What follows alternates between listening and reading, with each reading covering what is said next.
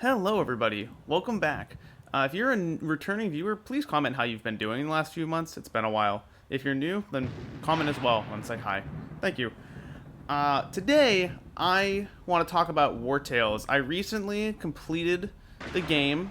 I've done one campaign. And I've beaten it, and it was a good game. It was a lot of fun. Definitely needs balance work. I wouldn't call it the most well-polished game ever, not even close. But I did enjoy it, and I'm a sucker for RPGs, and it's got some decent combat. So I want to make some observations about what I found success with. I'm probably going to come off as pretty objective. Like, I'm going to say, this is good, this sucks. And I've only done one campaign, but a lot of what I'm talking about is opportunity cost. And I think what I'm going to say is I looked through things and I went, wow, I would just never use that compared to what I found to actually be working. So just take some stuff with a grain of salt. I've played 150 hours or so, and I kind of know what I'm doing. I played on expert combat, so I generally played the hardest stuff in the game. I played on the adaptive scaling, which is the one where everything scales to your level, so everything was constantly about as hard as it could be for me. But anyway, let's just get into it. When we talk about gear, first things first, when we're looking at stuff like these classes here, like with the axeman and the swordsman and the maceman, one-handed axes and maces generally just suck and never use them. Half of the named weapons, like the famed legendary weapons I found, were one-handed axes and one-handed hammers. They were all bad, and I never would use any of them. I just sold them all. They just, like, seriously are terrible. Two-handed maces are better. This thing is really good. I ended up having this other one here, but there's a different one that does bleed if armor sustains damage. I would use that. But this thing is really good. This is an amazing two-handed axe. This other one here, too, is really good. Even just regular two-handed axes are very much better. On the topic of swords, this is an amazing one-handed sword here. This one that does increase 40% damage to targets without guard. Because what I have here is this class called the Fighter, which gets rid of people's guard. So you do that, and then you hit them with this, and you get plus 40% damage. This ends up being about as strong as a two-handed sword, if not stronger. And we'll get into this next thing here, which is these shields here. This is the best shield in the game. The Alizarian Heater Shield, because it has powerful counter. When hit by an engaged opponent, you retaliate with an attack of opportunity every single time. So if an enemy hits you 2 to 3 times per turn, which some of them do, you will do 3 hits on their turn to them. And they can't stop you, and the AI won't, like, not hit you, so you'll just keep killing them. And then I get my own 2 hits per turn. So I hit somebody, like, 5 times in the course of 1 round, and I kill them immediately. And then, of course, if a unit doesn't have guard, then I'm still doing this extra 40% damage here. So this is why I think one-handed swords are okay with this shield, because this thing is good. I have this other one here, which is nice. But both of these with this shield are really good. I still don't think that damage ends up beating these two-handed axes or the two-handed mace overall. I made a one-handed maceman, which is kind of a tank build. And that ends up being, like, kind of okay. It's questionable whether I would do this again. But again, I would use this shield. We're level 11, 12. I'm still using this level 8 shield because it just does so much more damage than the extra, like, 50, 70 armor from the level 12 shield would give me. It's just worth it. In terms of bows, the best bow in the game, the only bow I would ever use is this fire bow. It does massive AoE damage. It does burning, which does some HP damage, which kills units a lot quicker. I put bleed oil on it, so if you burn and bleed somebody at the same time, they will take 35% HP damage at the end of their turn, which means they will die in 3 turns. They could have a bajillion HP, they will die in 3 turns. And that makes cleanup so much quicker in this game. On the topic of rangers, which is like the rogue class, every single ranger gets a torch. None of this nonsense with throwing weapons. None of this nonsense with, like, blinding pots. Torch. Just give him a torch. It does a heck of a lot of damage, actually. The vision is good, the crit is good, and it's invaluable when you go into tombs. Generally, the way I try to play this game, the way I found it to be way more quicker, is just put burns and bleeds on everybody I can see. Screw poison. Poison is completely irrelevant. It doesn't do enough damage. But I put I actually don't have it on you, but like everybody else basically, or the two that I don't see. But okay, bleed, burn. This other one here, infectious oil, which does HP damage equal to the amount of damage you did. So if you do 100 damage and this procs, they'll take another extra 100 damage at the end of their turn, straight to HP. So we're just knocking down their HP. Some enemies have really, really high armor, and it takes like 6 turns to kill them. So if you get rid of their HP, I don't care about their armor anymore. So that's why I'm just stacking burns and bleeds on everything. So that would be wetting oil for bleeding, W-H-E-T-T-I-N-G. Putrid oil is another good one here, which gives fever, and fever increases the actual just damage they take raw. And then acidic oil, which is for burning. Some good ones, immunity oil is good for your tank, which means that you don't ever take any dot damage yourself, which gives you an effective, like, they have to go through this 500 frickin' armor before they even touch my HP. So, you know, that's fantastic. This guy's never dying. What's another one? Hardening oil, which was not so good now because I have so much raw guard. But doubling a unit's guard when they use a Valor point, so they just make yourself more tanky. I would go with that. Next, let's talk about stats and professions. Professions generally use your best judgment, like the DPS, like, you know, wants strength. This guy, I like crit is good for that. Let's, you know, give some dexterity to a rogue, dexterity to your hunter. Some of them are just kind of hit or miss. Like extra willpower is good, so you don't have to level will. You know, con is good on a rogue because he gets extra HP. You don't have to level it. Yeah, it just doesn't really matter too much. You definitely want to get everybody to 15 willpower. This gives them 9 lives, so they don't die. Everybody should get this, which is why some of these are useful. Like, I made a bard. I normally would not make a bard. I would make make this guy like a second alchemist or something. But I never had to level up my willpower on this character because I just got it from the profession here. So that's extra skill points. Second is that let's take a look at like strength on this character. This character is 131 strength, and 100 of it comes from their freaking weapon. So how much is leveling strength or dex in that case? Like, let's look at this here. 172, but 120 of it roughly comes from their weapon or their armor slots. So I think that it might just be worth it to pump crit. Like, I think next time I would play, I would just experiment, and instead of ever bumping strength and dex, I would just bump crit the entire way and just see if I can crit things over and over and over again. Because if you do a crit, it's actually going to be more, it might be more damage on average than if you just leveled the strength and dex up. And because the crit damage is so much higher than whatever your normal average roll is. If you get that proccing enough, you probably do more damage over time. Other thing is, this game doesn't really know how to scale movement very well. You can upgrade like 2 strength, which would be about 2 damage. So I would go from 95 to 129 to 97 to 131, which is, you know, an increase of maybe like, let's say like 1.6% or something. But I also could do +2 to movement, which goes from 17 to 19, which is, you know, what, like a 10% increase, and even more if you're going on to somebody like this. Like 11 to 13 is like a 20% increase in your movement. Or, you know, again, I would go up to 130 to 194. So I upped movement on a bunch of characters just because it ends up making more sense to do that. That's just how the leveling scales that way. Generally, for tips, just general strategy right now, keep it to about 8 to 9 bros. I had 8.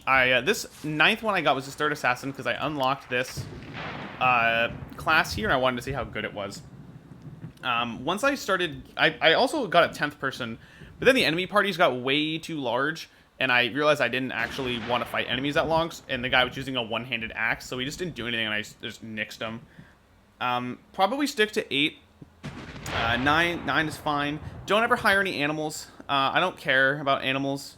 I don't care about hiring a freaking boar or a wolf or a bear. It's just not worth it, basically, ever. I don't think. And on that note, also, don't ever make a war pony. Every pony should be a work pony, and then every pony just ups con the entire time. And every single pony gets horseshoes to make yourself go faster. I don't see a reason why I would do anything else ever. Just doesn't matter to me that a pony can now fight and wear armor. I seriously don't care. If you have under 8, like, I don't know how the scaling really goes. You can maybe work with, like, 6. I think 8 is a good number for me to have enough people. Like, I gave healing, over time, I gave healing to all of these rogues, the hunter, and then this spearman here, because he's kind of a second liner. And that's a good amount of heals for me. I liked having 3 people in heavy armor. 3 out of 8 was pretty good. Medium armor characters are so squishy. It doesn't look like now because they're max level, but level 10 armor is about half as hard as this. Whereas this is about like 2/3 as much. So you'd have people with like 300 heavy armor and then like 150 medium armor and then about 90 light armor. So medium armor is only about 1 more hit stronger than light armor. So I liked having a good amount of people in heavy that could just tank a bunch of hits. Because medium armor, people run out of their stuff in about 2 hits, was what I found. And that just wasn't enough for me. The other thing, I stopped doing this now because, again, I hit all the end game. But I kept about 2 sets of extra armor per character just in my inventory. And this made my weight go up. But it did mean that I wasn't running around using tools all the time. Like, so someone just, like, this armor gets nixed, I just throw some new armor on, and then it gives me a whole new fight. And then after the end of, like, 3 or 4 fights, I'd go back to town and I would just spend gold and repair it all. And that was a lot easier and simpler and saved me more time than burning through a bunch of raw materials. I'd use them on hand for some good armor pieces I wanted to keep doing, or, repairing 1 here, 2 there. But generally, I was just swapping armors out. Because the armor is basically interchangeable until you start getting good stuff with crafting, and thus I don't really care about which exact armor piece I'm wearing. Finally, I just want to say you want to get 2 things. You want to use this fondue. This fondue is one of the best food items in the game. You can get it from Dromback, so you have to go up here. And then the other one you can get is Mead Pike, which I think you can get from Gozenberg. And so this gives you 10% movement speed on the world map.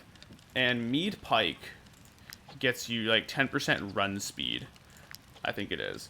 Yeah, so you're just going around the map faster, and that saves me real life time. So there's nothing else I would want more than that. If you're in Dromback, you're going to want this, which just makes your movement go at an additional 20%. Just go through the game faster. This game is kind of slow, and that way, like, you're running around on a world map, and you just need to save your real life time. And finally, get this training dummy. Oh my gosh. This thing is literally overpowered. Like, it's too strong. This needs to be nerfed immediately. Really, I think experience per battle needs to be buffed. You get like 60 to 80 XP per battle. I've upped this thing to training dummy double stars, and it gives me like 600 experience per rest on these characters. 600. It's like 10 fights for a rest. Like, if I was memeing, I would just buy a bunch of food and just rest over and over again. What I would really do is I would go to a travel post. You can buy these little, like, travel posts in each city. I would stow all my companions in them, keep 2 of them around. So the food cost per rest becomes about, like, 8 instead of, like, 52. And then I would just rest and I would power level them. And I would have a level 12 team in about 5 minutes. This is completely broken. Really, I think it's because fights give so little XP, and it's, like, completely demeaning and a grind, that this thing feels so good. But, like, oh my gosh, I got levels mad quick once I started putting people on these. I did this in the last region, so go to Ludern second. You get this from the Ludern Arena, I believe. So here's how you're going to play the game. Is you're going to go from Tiltron, you're going to run through this Mount Altus, you're going to get through a border pass over here. You're going to come down over the bridge, go to the, I guess this is Nyrolf Arena. You're going to win this. I believe this is how you do this. And then you're going to get the training dummy. And then you're just going to power level people throughout the entire game. So much easier. Okay. Finally, for this video, I want to talk about classes. And I'm going to sound really, really objective, but I think some classes are just better than others, and some abilities are better than others. Let's start with the Brute. Vanguard, this ability sucks. Smasher, this ability also, I think, sucks, generally.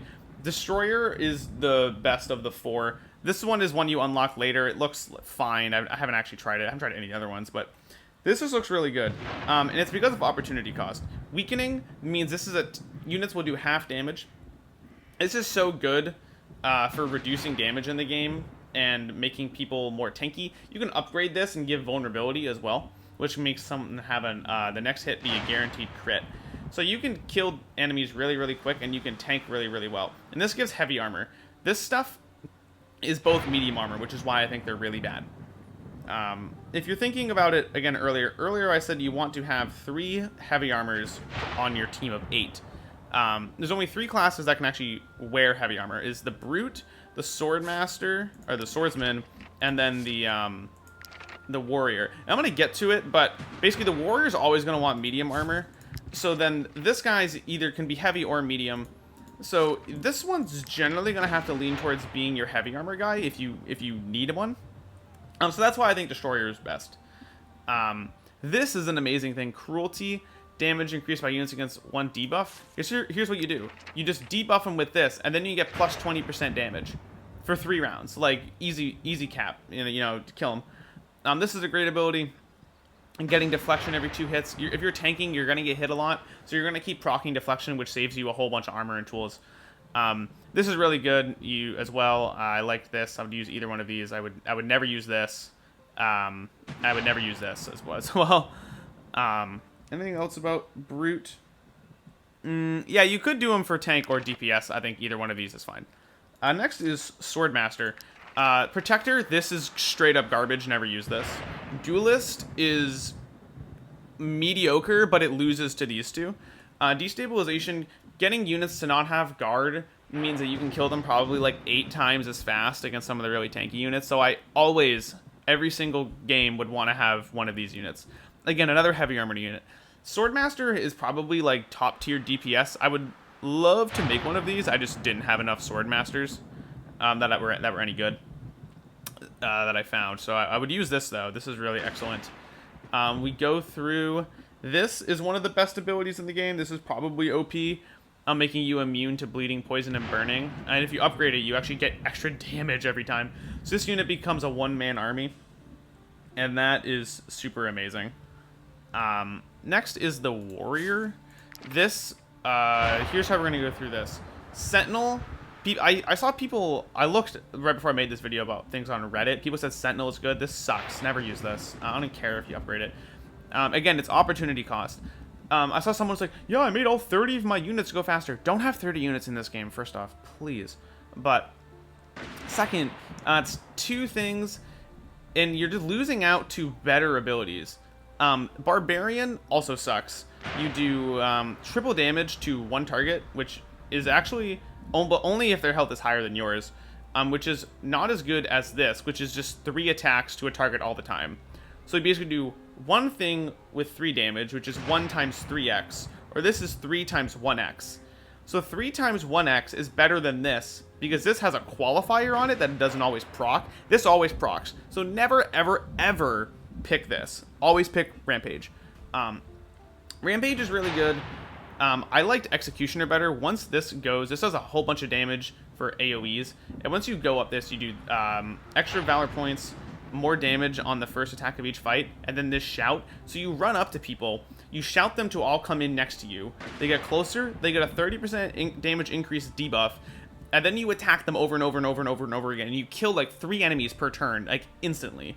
At level 12, this guy crit every single time. He would do, I kid you not, he did 1,800 damage to a bear once, and then did 1,000 in dots afterwards. And plus he killed like 3 other units. So he did like 4,000 damage in 1 turn. This is absolutely insane. Big Louie is like the freaking MVP of my team. So I would use Executioner. Second up, I would use Berserker. Next, we have the Spearman. This is like a fine class. It doesn't actually stand out to me as being particularly good on its own, but it's pretty good in conjunction with others. The way I would run it is I would never run Herald. You have other things can get Fury. This is just not worth it. I don't care. This kind of sucks. I would unlock this. You unlock this in the Arthas region, and it's fine. This ability that it gives you is amazing. To give deflection to adjacent allies is a game changer, and I would use this. Pikeman is fine. I don't think it's kind of like an oh crap ability. but it's not actually as good as giving bleeds to people. Again, this is AoE bleed, so you're getting people down 20% HP over and over again, which is so much more worth it. I liked pairing this, ending next to allies, gaining Valor points, with ending turn next to allies, giving them deflection, and then giving him medic. So then he just, you know, over and over again, ends next people, basically earns the VP back that he used on first aid and gives people deflection. That was a really high IQ thing. Cool thing about the harpooner, or sorry, the spearman in general, is he can do two things. I liked having this second weapon. You can have a big alpha strike polearm, and then you can also have this one, this officer's pilum. And what this does is it attacks 4 times, which is really good for getting rid of deflection, because if you attack somebody 4 times, the first one does no damage, burns deflection, and then the rest of your attacks all do full damage. So you're really doing about, what's that, 75% from the 3 attacks, and then 30% of the last 25%, so that's 7.5. So that's 82.5% of your normal damage, if I'm doing the math right. Which is much better than doing 30% of damage on, you know, say, this guy, because deflection ignores 70%. So this is really, really good to kind of switch in between when you need to do that, right? Also, if you want to just proc bleeds and fevers, you can just do that 4 times per turn, you know? I could live without having a spearman, and, you know, if I wanted to have another, like, a medium swordsman with Swordmaster, like this, or you know, another brute or something, yeah, I would do that, or maybe another archer. Next is this ranger. These units are really good. Poisoner sucks, just to opportunity cost. It's not as good as the other ones. I like cutthroat a lot. You can delete units with cutthroat, really good. Strategist is also really good. I would have one of these, and I also like assassin. You can apply bleeding. This one I honestly think is probably equal to cutthroat. Both of them are really good. This one's probably more generalizable, but it can't alpha strike people like the cutthroat can. If I had to pick one, I'd probably just pick cutthroat because I have more experience with it, but they're both really good. Here's the thing though, I would probably have 2 rogues minimum for my team. One of them I would actually run this build. I would run smokescreen, and I would run low blow, and this is kind of a support rogue. And I would also run Deadly Contract on him. And this is good for this weapon here, which is an AoE that disengages. So this unit can just kind of run around all the time and save itself. And then what's good about that is this requires you to not be engaged. So then you could actually just run this thing, attack, and then do it. So you're always able to run away. But I would always run, I would always have kind of an alpha strike rogue, which either this or this, probably this, just because you do so much damage. The best rogue ability in the game is this instinctive throw. It's like stupidly broken. So at the end, every time you use a skill, so here's what skills. I can attack, I can frenzy, I can use a torch. I can literally use a torch and do this. I can medic, or I could run. That's 5 times I can do this per turn if I wanted to. I deal 30 damage. So that's, do that 2-3 times per turn, because you're going to do at least twice with the attack and the torch, and I can, you know, maybe run once. So that's 60 to 90 extra damage per turn. And it resets my movement. That means I can move 15, alright, so he has 17. I can move 17, attack, throw, reset, move again, that's 34. Do it again, that's 51. I can move like 80 meters per turn. So, and, you know, it always resets. So what you could do is, if an enemy is 22 meters away, you just move 17, you don't reach them, run to them, and then you attack again, reset your movement, and then you just continue moving forward. Or you run about half a meter to reset your movement and just keep going. Or you attack a torch in the air. The torch doesn't even have to hit anybody, but as long as you're within 4 meters, that'll actually still throw and reset your movement. So this ability is completely busted. And I want to use it on this guy. I would not use this. Deadly Contract on one rogue is fine, but I would not use it. I would not use this. I would just use Instinctive Throw. Finally, is this Hunter. There's this right, there's this Beastmaster tree and all this animal stuff. Trash. Never use it, ever. I completely garbage. It's not good. Two things that are good. Hunter is really good. I also like Infantryman. I haven't used it, but this looks really awesome because you do 3 attacks per turn. Yeah, that's pretty GG, right? So 3 attacks per turn. This one is fewer attacks per turn. But this slowdown's really nice. What this does is because you can slow down and you do a whole lot of damage single target, which is really nice because I use this fire bow, which means I don't get single target AoE. Or so I don't get single target damage. I don't get AoE damage. So this is really nice complement to that. Slowdown means I can stop a unit from attacking me, which means I can delay damage and maybe kill them next turn before they ever hit me. So that's really useful. The reason this unit is a powerhouse, though, is because of this fire bow. So it has a area where you can shoot fire down, and which does 15% maximum HP damage, and the enemies never get rid of it. And then you can also put burning on it, so they do 35%. But when you hit multiple enemies, when you have this precision, if you hit 2 enemies, you apply vulnerability and then gain fury. So you'll always basically be hitting 2 enemies because you have an AoE. So every turn you're generating fury, so you're generating more damage for you, which could make this attack actually do 150% damage. And, you know, compared to whatever this is. So that's like, you know, 190 to, you know, 350 or whatever. And then you apply vulnerability, so you crit. So you're doing like 600 freaking damage with this. Additionally, with this one at level 8, this is the upgraded version. Every attack from a distance from 6 meters grants 10% stacking damage. So you do it once, you attack 2 enemies, apply this, do this 3 times. Now you've got 15% extra damage. Do it again next turn, you're at 30% extra damage. This guy just feeds on himself over and over and over again. It's completely broken. I don't know about broken, but it's very, very strong at least. And it seems like it doesn't really... It probably should be nerfed. I maybe would call it broken. This barrage is probably also really good. There's a bow that does that, but it's not as good as this fire bow. So I would maybe drop like one of these rogues for a second archer. Otherwise, I would keep this comp the way it is. I don't want to be like, oh, you know, I found the magic key on my first time playing. That seems a little presumptuous to say, but gosh, if I had to redo the game right now, I don't know if I would really change a whole lot about my comp. This is really good in everything that it was doing. If I had to go through the order, you start with Tiltrin. I'd probably run over here, and then, you know, I'd probably actually run through Vertruce, finish drawn back. You just get good stuff. Then probably run over here. Finish here, finish here. Doesn't really matter. It's an RPG. You do it the way you want. But in terms of getting good stuff, that's how I would do it. Well, I hope that was fine. That was kind of me rambling for a bit. But that's really all I wanted to say about Wartales. I couldn't record the game too much just because my computer's really slow and it would take too long to load things. But I hope this has been helpful and useful in terms of kind of getting you up to speed of what you need to know. Again, these are all just my observations, but I hope they've been nice. Please comment again how you've been, and I'll see you around. Peace.